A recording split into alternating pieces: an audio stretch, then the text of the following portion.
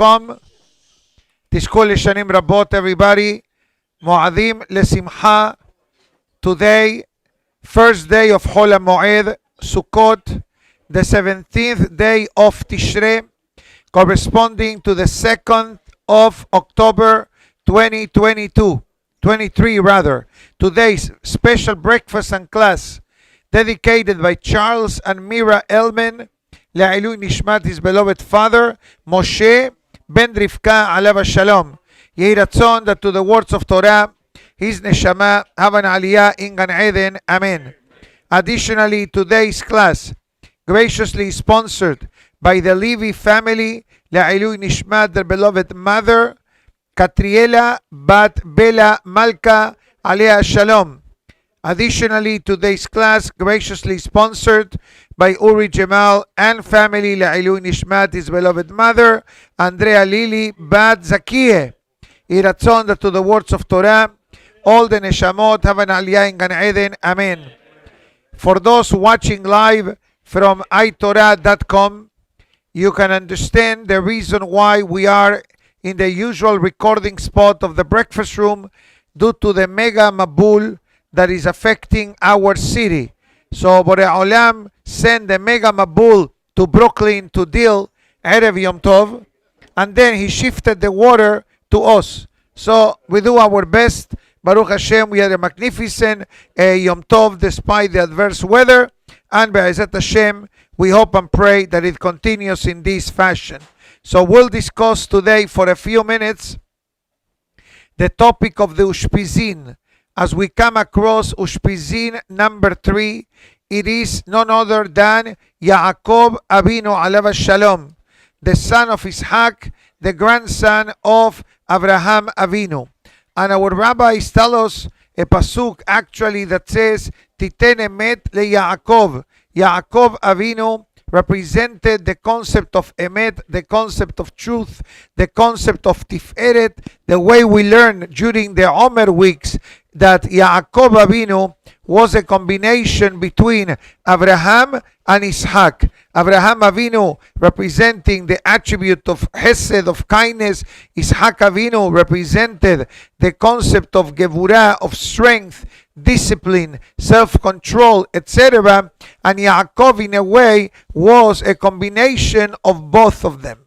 Also, our rabbis teach us that in the zechut of Yaacob Abinu, the essence of Abraham Avinu became a reality. What does it mean?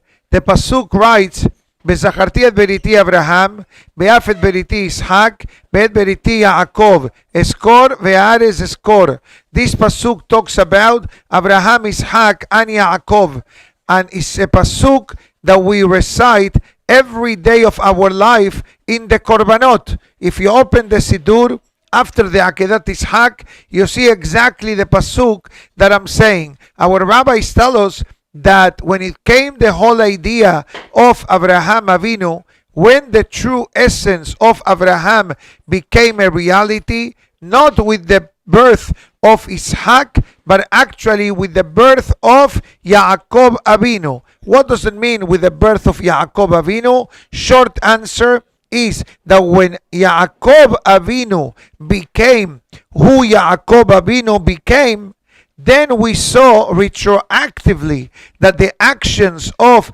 Abraham Avinu were the proper, with emunah, with bitachon and irat shamayim. This is something that we have heard in the state of Florida many years back when a great rabbi from Israel came, and he says, how do we know if we were good Jewish parents? So he answered, if you have good Jewish grandchildren. I repeat, how do you know if you were a good Jewish father? If you have Jewish grandchildren. What does it mean? That usually a father educates the child. But what about the grandchildren? How are they? Hopefully, our grandchildren are better than us. That's our hope, that's our expectation. But what really does it mean?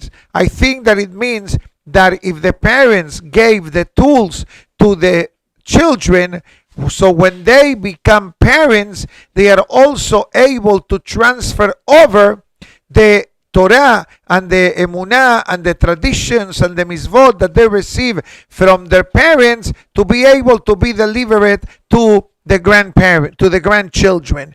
And even though many times people judge the success of the grandchildren, oh, my grandson is a doctor, my grandson is an accountant, my grandson is this, my grandson is that, all that is beautiful, and we're not neglecting any of the above, but how Jewish is your grandson? Don't answer me that question. Only each person is able to answer their own family tree and family life. And this was, in a sense, the essence of Yaacob Abinu. Not only that, we know a very interesting thing we learned last night in the Sukkah, when the Torah talks about Yaacob Abinu, that the Pasuk writes that Esav went to Seir, Ulmiknehu Asa Sukkot, and to his flock, sheep, he built a sukkah. And the question in the Sefer Ushpizin asked is, so what's the big deal? Because Yaakov made to his animals, to his sheep, flock, veals, wherever he owned a sukkah, so automatically you learn that from Kippur you go to Sukkot. I think that we need to welcome the Ben Ish Hai to the class today. We do that often here in South Florida. We welcome the Tzaddikim to come to the class. When we quote them, the Ben Ish Hai quotes an interesting pasuk that says, "Be'Avraham kaved me'od." Abraham was a heavyweight. In today's society, when we say that fellow is a heavyweight, what does that mean, Morris? Puldari, gelt. Okay, that means that he's well set. So the Torah says about Abraham Avinu, Abraham kaved meod. Abraham was heavy. What does it mean, heavy? In our language means wealthy. By the way, in the Torah language also means that he's wealthy. But it says, why kaved? Why the Torah uses kaved? So it says the Ben Ish Hai that when it came to Abraham Avinu, and it came to money and materialistic matters, he moved slow. Kaved means of heavy. In other words, Abraham didn't do the priority of life in materialistic matters. The Yaacob Avinu was exactly the same. Ulmiknehu asa Sukkot. Although the word mikneh means animals, but mikneh also means your materialistic acquisitions. Have you ever heard of this word? Acquisitions? You acquire, no accusations. That's accusation. Acquisition. That means, no, just for the polyglots of the room, make sure that everybody understands what I'm trying to say. Okay, it means the acquisitions of Yaakov, he built them Sukkot. So I ask you a question, why do you need to build the sukkah for your animals? Well, the animals are the cows of Rabbi Pinchas ben Yair that will refuse to work on Shabbat. The Gemara tells a story that once Rabbi Pinchas ben Yair, I believe, sold an animal, and the animal worked Sunday through Friday. When it came to Shabbat, the animal refused to work. So the buyer goes to the rabbi. I says, I want my money back. He says, why? Because your cow is Shomer Shabbat. True story.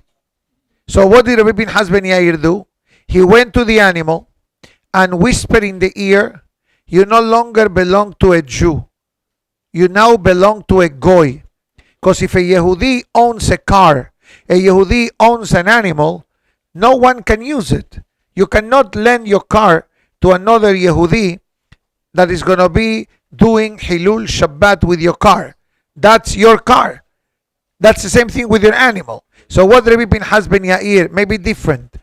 It all depends, when do you lease it, for how long do you lease it. It's on Fridays and Saturday and Sunday. That's called Havla'ah. That means that you created a bundle package. But just to rent it from one Shabbat to the Shabbat proper is a problem. So another case was that another animal refused to eat from the food. So the same thing, he says, now you belong to the goy. The goy doesn't have terumot and ma'aserot, which are mandatory mitzvot in Eretz Israel when it comes to agriculture. So go ahead, eat whatever they are giving you to eat, because you no longer have to observe the laws of Kedushat Eretz Israel. So this is exactly what happened with Yaacob Abinu. The Pasuk writes, I'm going to translate the Pasuk again from Yaacob Abinu's perspective. Ulmiknehu Asa Sukkot. What is the concept of the Sukkah?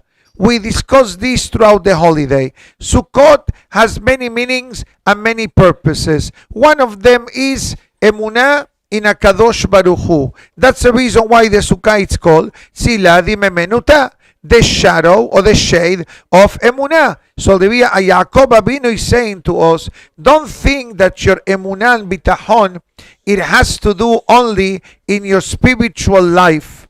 It says even ulmiknehu, even when it comes to materialistic matters, remember that we need, not you or him, we all need our emunah and bitachon in a Kadosh Baruch Hu, because at the end of the day, not for putting more effort, the person makes money, like Yaacob Abinu. The Pasuk says, by halef et maskurti aseret monim. You know what that means? That Lavan cheated Yaakov 100 times. Can you imagine you work for your father-in-law? Hazako Baruch. Okay, Hazako Baruch. But back then, that's the way it was. Every time it came to separating the prophets, always Lavan came with a hedge.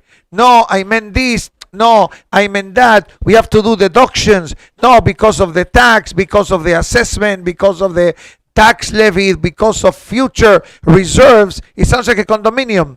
You know, always taking money to a certain extent. So that's what happened with Yaakov. And yet, what happened with Yaakov? Vayavo Yaakov Shalem, the Pasuk says.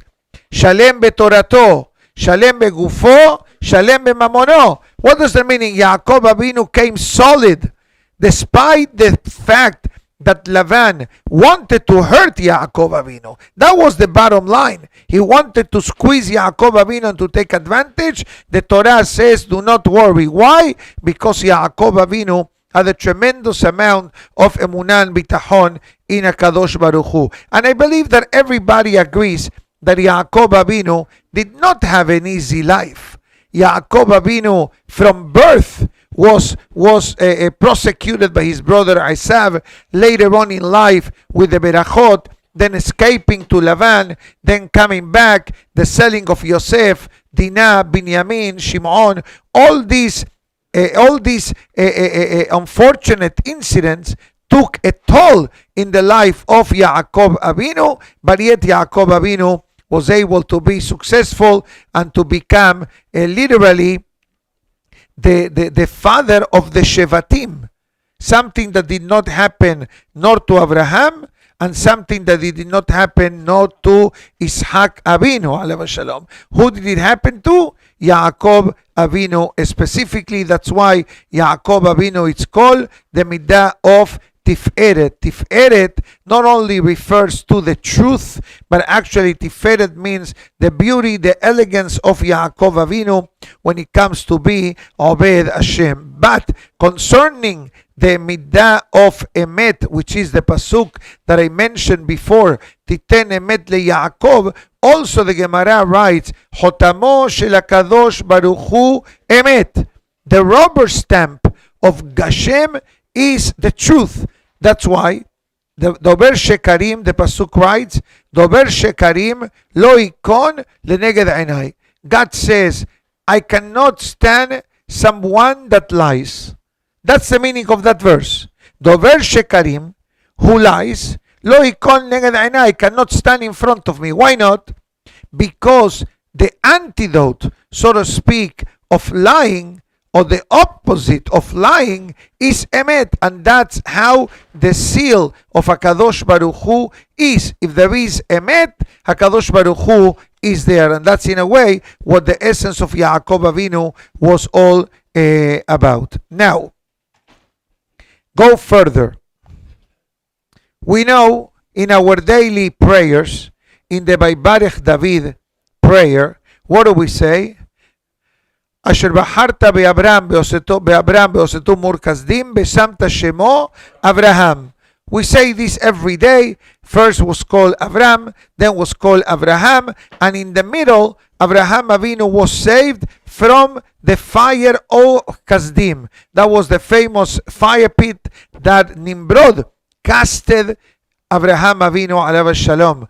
Comes the Yalkut Shimoni and it says, what zechut did Abraham Avinu had to be saved from the fire? Maybe Abraham Avinu should have died, Haz v'Shalom, in the fire, as sanctifying Hashem's name, which obviously is a tragic end. But what was the real zechut that Abraham Avinu had to be saved from the fire? Listen to Yalkut Shimoni, and it says, Lo nitzol Abraham mikivshan ha'esh, ella bizchut Yaacob Abinu. The Yalkut Shimoni says, if Abraham Avinu dies as a hero, he's sanctifying God's name, Hazaku Baruch, the hero of the day. But if Abraham Avinu dies today, what's going to be with Yaakov? So what do we see now? That the grandson saves the life of the grandfather even before the grandfather became a father. Verstehst? It's not me, it's the Yalkut Shimoni. I'm a tape recorder, that's all I do. And I add my seasonings. Masboot? Thank you, Habibi. And it says that this is what Kadosh Baruch Hu said. Kedai hu leinasel bizchuto shel Yaakov. The Yalkut Shimoni says, if the only zechut of Abraham is that he's going to become the grandfather of Yaakov, dayenu. And we know the change of story. And that's why the Pasuk says, in the book of Tehillim, we say, Bnei Yaakov Yosef Sela. It says, we are called Bnei Yaakov, even though we are called Bnei Abraham, Ishak and Yaakov. But what made Yaakov, the Zohar Kadosh calls Yaacob Abinu, Habehir Sheba Abot, the chosen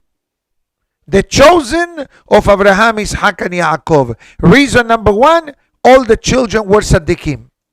Bayu Bnei Yaakov Shenem Asar.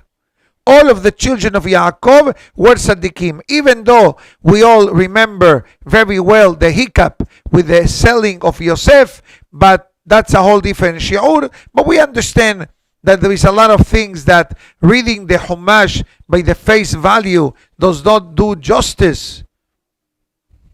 You apply enough makeup? Okay, good. Look, somebody say you're putting makeup now, shuf. How do I look? Better in the movie than in picture. Photoshop. Like photoshopping. Okay. Hamze. Thank you. Anyways, let's go back. I feel like Kedusha now. Malach. Moshe Rabbeinu, Karnei Hod. Those who understand. Ken, Yosef. Yosef was a good looking guy. Anyways, let's continue. What was the merit of Yaakov to be called Behir Sheva Abot? The chosen.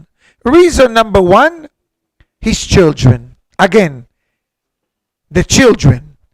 The children enhance the parents. The Gemara in Masechet Ta'anit brings the famous story of Rabbi Nachman. Not Rabbi Nachman. That's Rabbi Nachman of Breslev. Tonight is the Yortzeit, right? Tonight, right? Beseder. So I know the Breslev Center is doing a Fabrengen tonight, right? Something like that. I'm sure you're going to be there. Okay, but we'll speak about it, Rabbi Nachman, tomorrow. Keep everybody happy, okay? Uman, yeah. Uman, yeah. Torato umanuto. That's it. Let's continue. So, what else? Rabbi Nachman and Rabbi Ishaq, they were about to separate from each other. And one of the rabbis asked the other rabbi, give me a beracha. You know, somebody travels.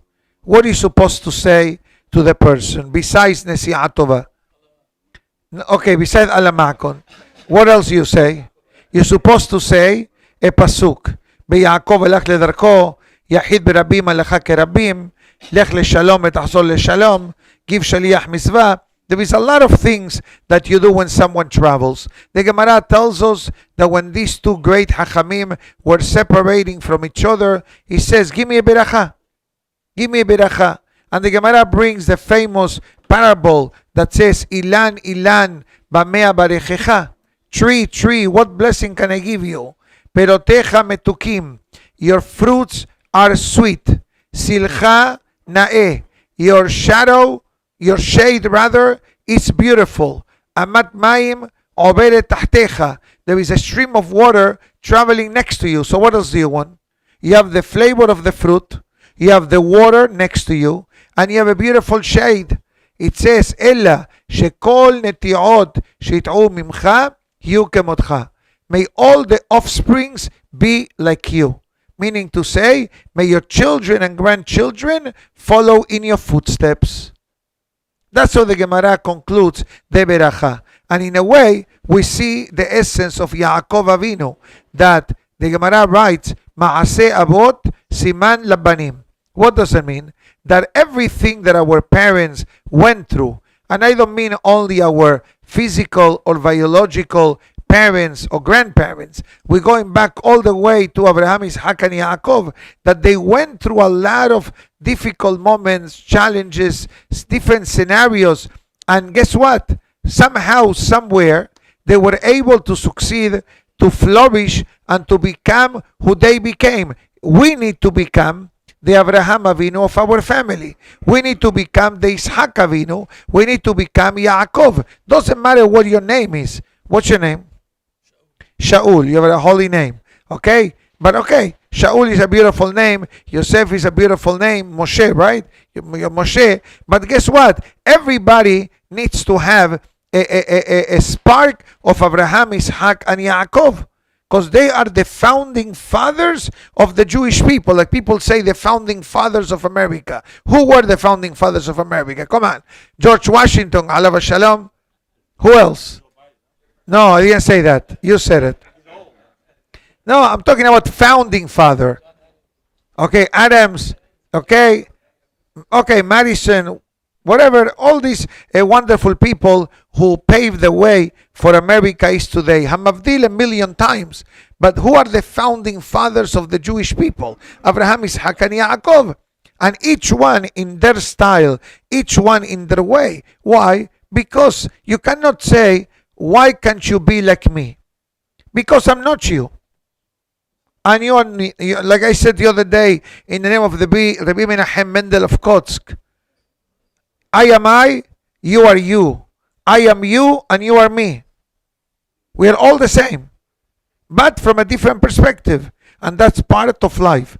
Sometimes people don't understand how other people don't see things in the same venue. Why can't you think like me? Because you and I are not the same. You see things from one perspective. I see things from a different perspective. And that's the beauty of Abraham, Isaac, and Yaakov.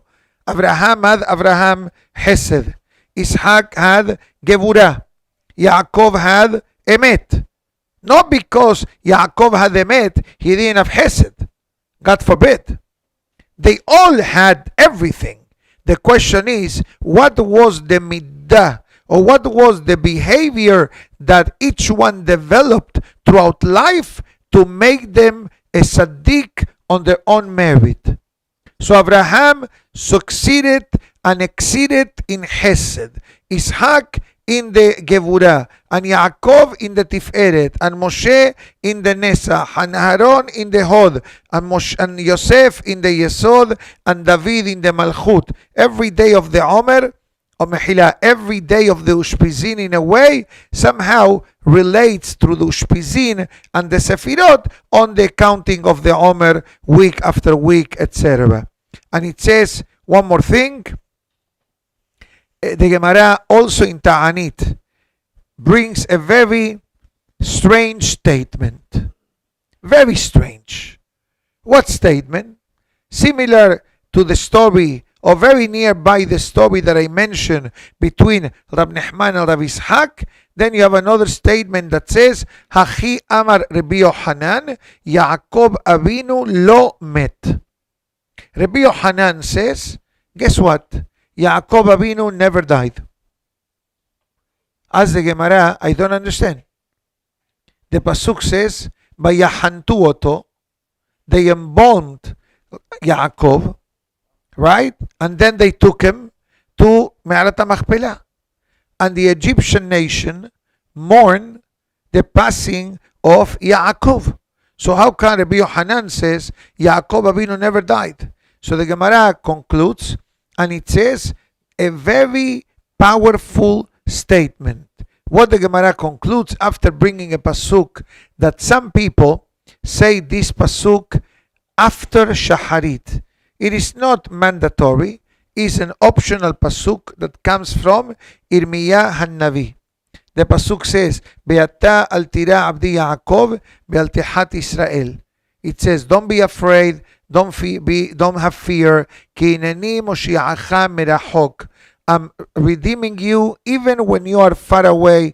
Bet zar'am me'eres shivyam, and even if you're held in captivity, doesn't mean, God forbid, physical captivity, but it means even when a Yehudi is in Galut, which we all know, Galut is challenging.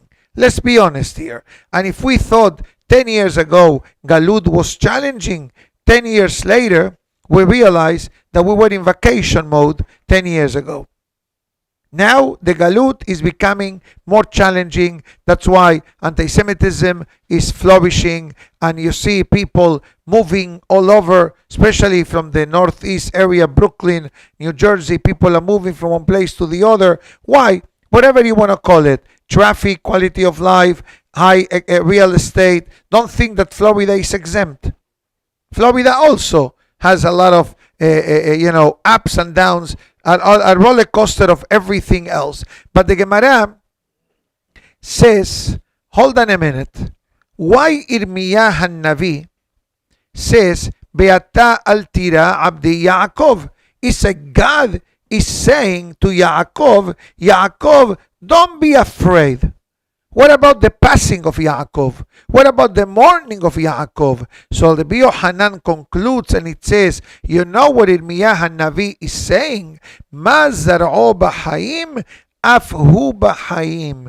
Translation, like the descendants of Yaakov are alive, Yaacob Abinu remains alive. What does it mean? That physically Yaacob Abinu passed away at the age of 147, but the spirit of Yaakov is alive and well through all of us.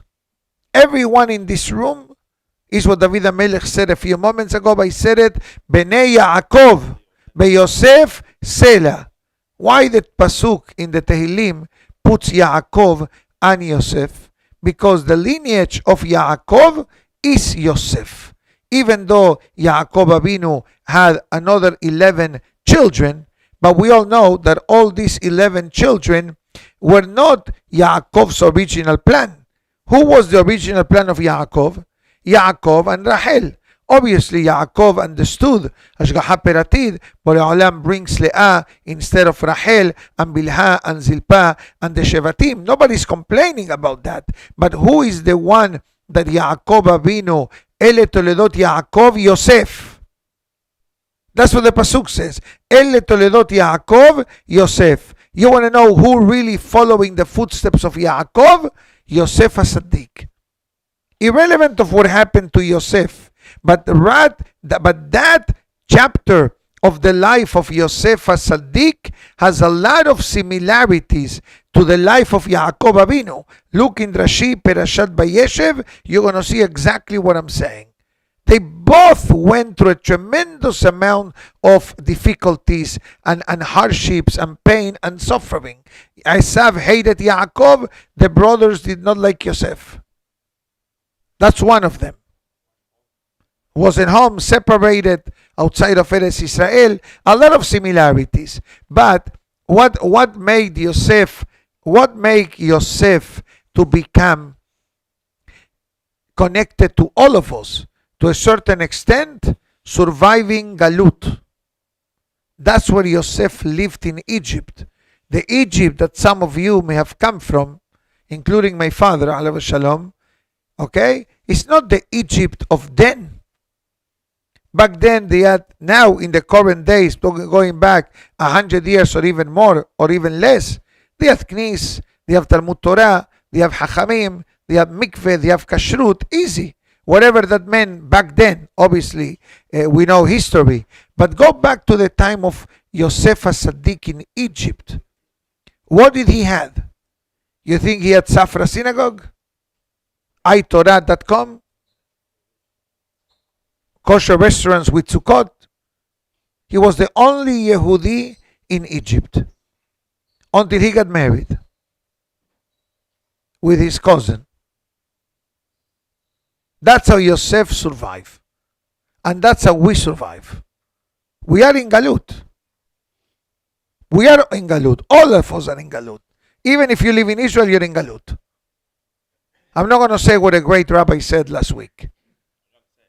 No. The entire world is in Galut. And in Israel, you feel it sometimes more than outside of Israel, because of the many spiritual challenges that are happening in the Holy Land. I don't want to go into things that cause pain. That's what's written in the holy books. En leharich bedavar mistaer. But it's painful what you hear coming from Israel. Breaking minyanim, removing mechitzot, a lot of things that our brain doesn't really understand. How could it be? But do not worry. This is part of Galut. You think in the Bet HaMikdash was different? You think in the Bet HaMikdash was different? Sinat Hinam.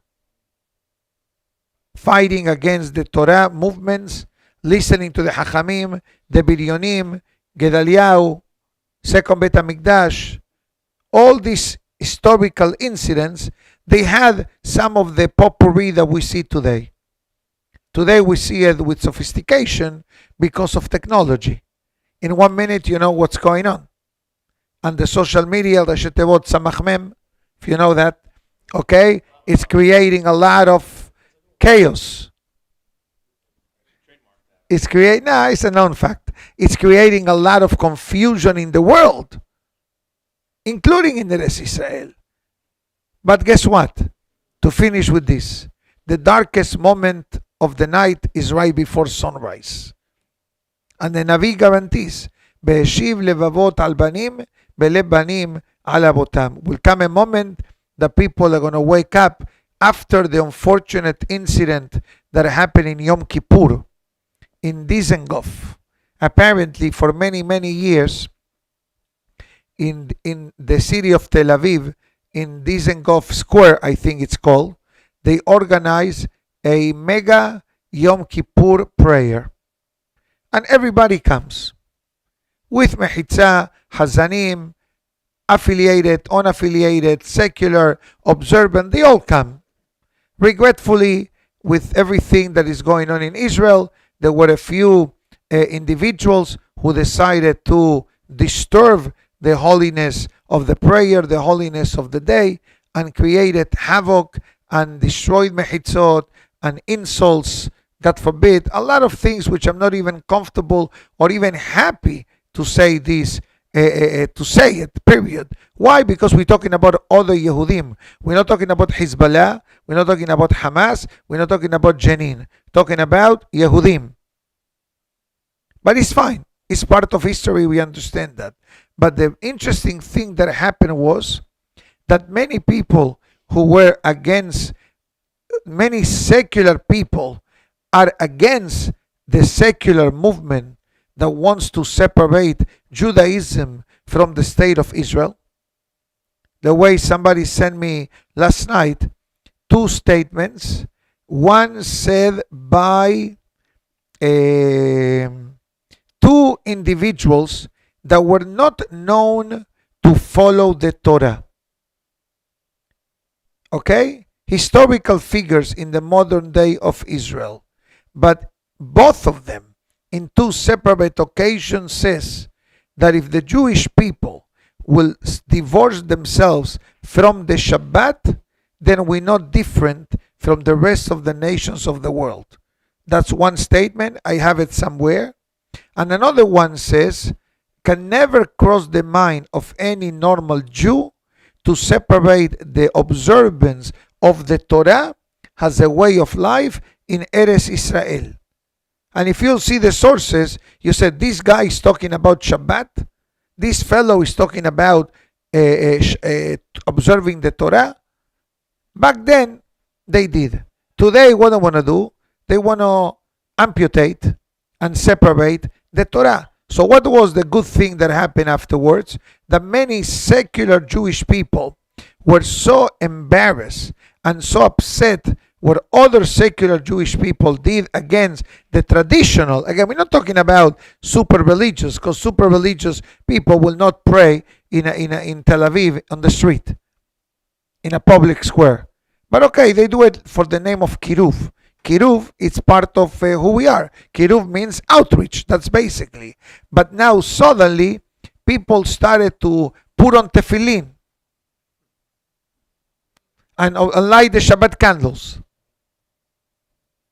We don't understand. In Torah terms, many times this is called Yerida Lesorech Aliyah.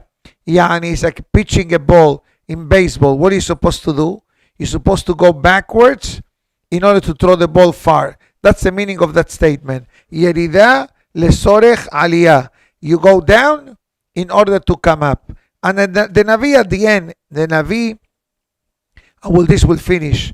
The Navi Malachi brings, and it says, Beheshiv levavot al banim, belev banim al abotam. It says one of the ultimate goals of Mashiach's arrival around that time is the Teshuvah movement. Parents and children, children and parents. It's like, we discussed the other day that parents educate not only by talking, because sometimes you talk to your child, and how many times does he listen? Don't answer that question. Okay? How many times you talk to your child, and he's like, okay, move on. I know what's coming. I know what's coming. But it says the ultimate way of teaching a child is not so much by words, but is through example. Hazako Baruch, Professor. Beautiful. By example. Is my daughter's zechut, not me. Okay, thank you. Thank you. By example. And that's what happens with Yaakov. That would happen with Abraham. That would happen with Ishaq. And that's what's happening with us. Don't think that you are not Abraham Avinu. You are Abraham Avinu of your family.